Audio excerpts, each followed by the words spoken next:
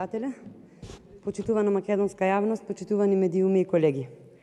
Денес пред нас го имаме извештајот на Европската комисија за напредокот на Република Македонија и во него има се освен напредок, или поточно кажано, во извештај само на неколку странички стои што сме направиле, а на многу повеќе што допрва треба да направиме.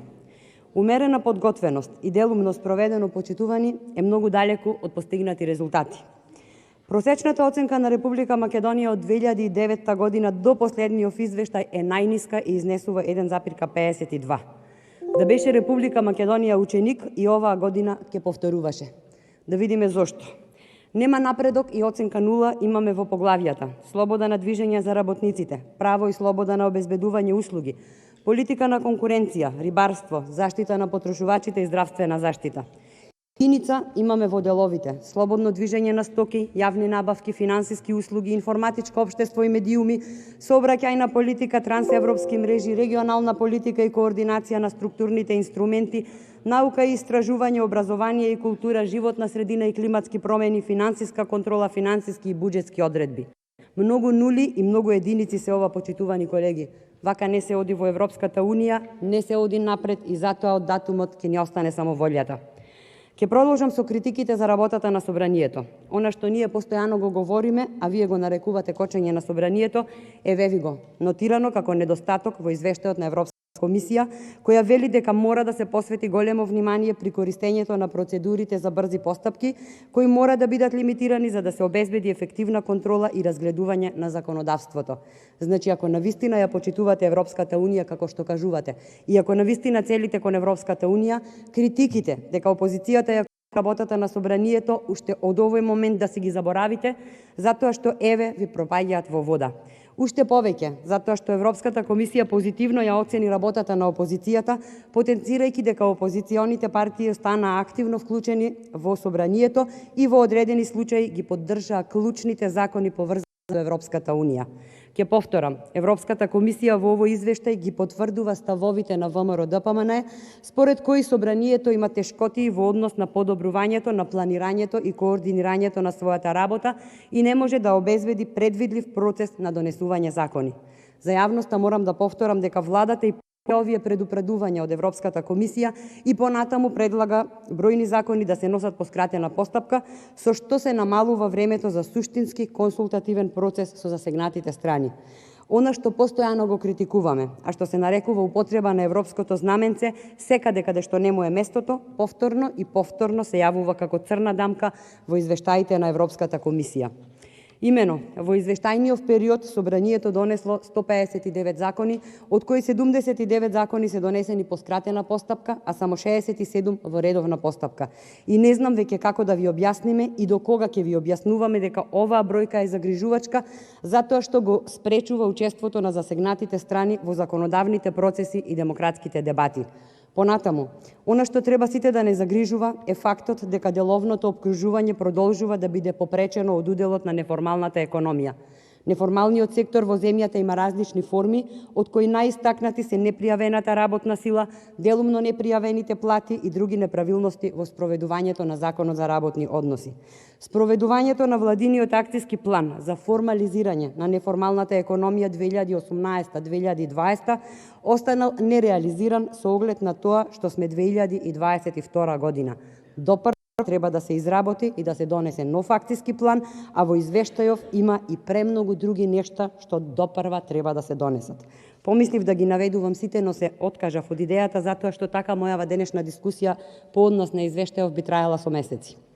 Трошковната конкурентност на економијата се влошува. Продуктивноста на за која вчера говоревме цел ден се намалува и имаме огромен пад на производството.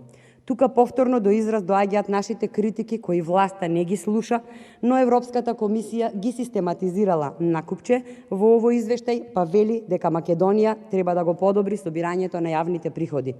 Недостаток во наплатата на приходите и големиот број даночни ослободувања кои ја нарушуваат даночната основа придонесоа кон намалување на стапката на јавни приходи во последниве години, зголемувајќи ги фискалните ризици од растечкиот пензиски дефицит, големата задолженост на јавните предпријатија и се уште значителниот буџетски долг.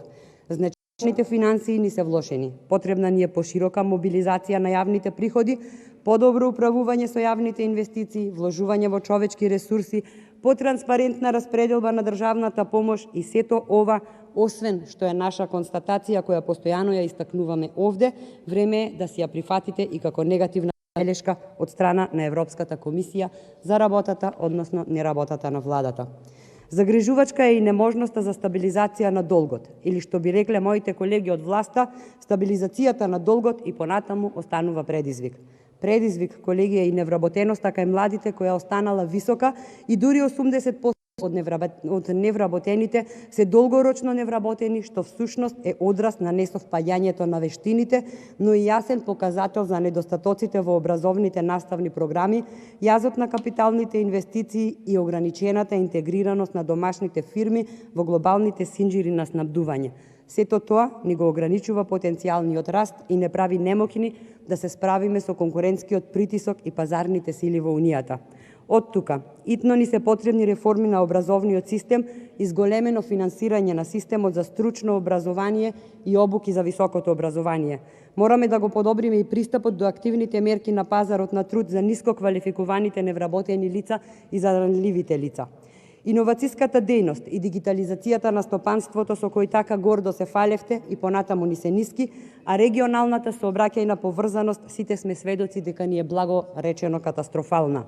Да се осврнам и на делот на јавните набавки за кои има многу што да се каже, многу што да се направи и за кои сме многу далеку од успешни. Останува огромна потребата од антикорупцијски мерки и контроли во циклусот на набавки, затоа што сме секојдневни сведоци на неправилности, случаи на судир на интереси и измамнички практики. Во делот владење на правото како фундаментална вредност врз која се заснова Европската Унија, ние имаме двојка.